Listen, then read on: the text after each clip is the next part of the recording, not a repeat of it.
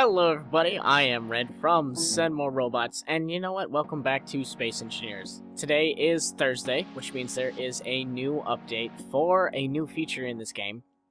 And I bet you're all wondering, what exciting new feature we can get a hold of in this crazy galaxy that we live in. Well, the newest thing they've added, as in the previous one, has been oxygen related. And in this one, they've actually added another means to gather oxygen, which is what they call the oxygen farm. So this block right here, this entire thing is the oxygen farm, and as you can see, it has these the four green the little squares is the same as the solar panel. The thing is this actually gathers oxygen from the light. So if the sun is in the direction, you can aim this and you can get it properly set up.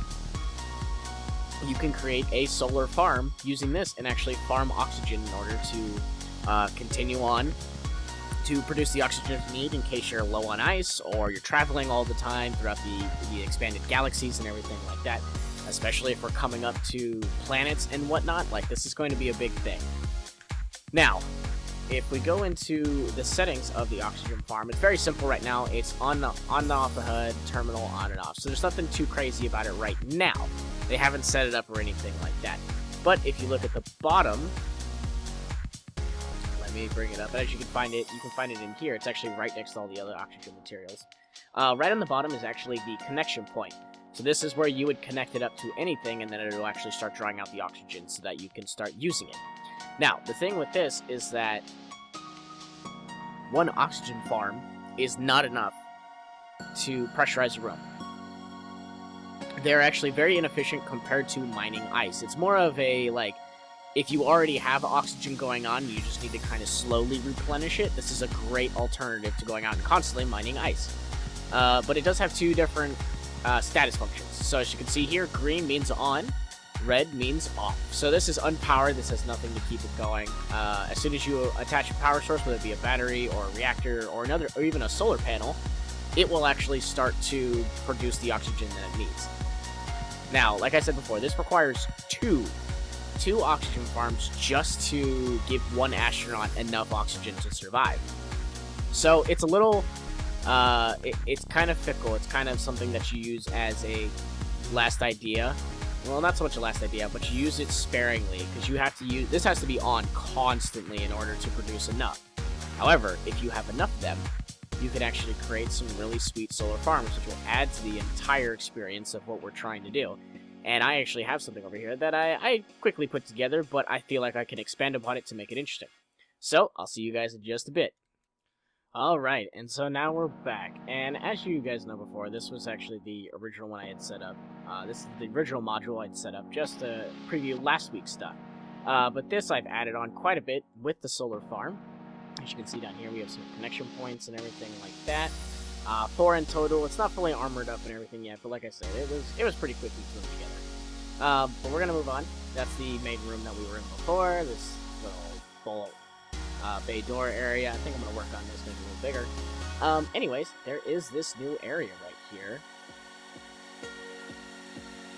As you can see, the door closed, and now there are the solar farms right in there, 6 in total, and kind of came up with this cool idea that you're able to basically just make your own solar farm, shield it off such a way, and then have it set up so that it will constantly keep producing oxygen as you need. And then, you know, this is like a little substation, so produces oxygen regularly. There's a very minimal crew, maybe like 1 or 2 people at a time, but it allows production of oxygen so that people can come refill on the oxygen. It wouldn't be out in deep space, but it would be likely just in areas where oxygen was more readily required and ships were going through a high traffic zone.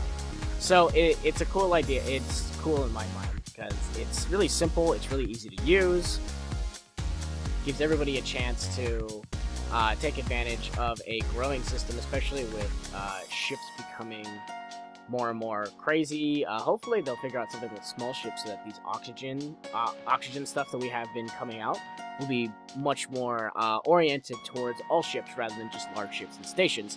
We need to, you know, the small ships gone big as a more typical means of what starships would be in this game. I like this little bridge. This is cool. Gives you a chance to fix things too. But there is one more feature that they have set up, and it's actually in the main menu, so let's head on over there. Alright guys, so welcome back to the scenario. This is the one and only one they have set up. Oh, we're moving. Oh no, that keeps happening. I'm not worried about it. But, I mean, the main feature that they set up for this is that, one, you have a new little drone buddy that you can have, that you can operate here.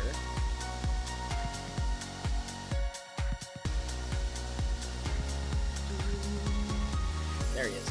See, he's attached to the back right there, so you can use him for whatever you need. The other main feature that they created was that when you are in the middle of these scenarios, rather than just having to constantly like replay them over and over, there's now a save as feature. So you can see you can save as a scenario, set it up real easy like that. Well guys, that is the main setup they have for the newest stuff. I mean, overall, I'm pretty happy with it because, you know, yet again, they're doing something crazy with oxygen, which puts us one step closer to planetary conquest. Especially coming up with new stuff, especially Merrick Rose's blog. Those recent updates have created a new buzz about the game, especially with planets being introduced, environments, atmospheres, all that fun stuff. And I can't wait to see how that takes off and how that gives us more depth to this already continuously depthless game. Like, there's just so much going on. I don't mean that in a bad way. There's just so much happening in this game, and it continues to grow in such an awesome fashion that I can't wait to see where it goes and where we all end up with it.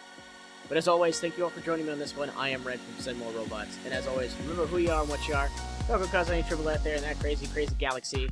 And always remember, carry a drone buddy, because then when you have all your stuff break, you can at least have him around so that you can fix things. Drones are your friends. Bye, guys! Movie tie-in games can be very good. Spider-Man 2. Oh my god, that was an amazing game. I can't believe how good that was. It was! Like, it was such a simple idea. Just GTA as Spider-Man.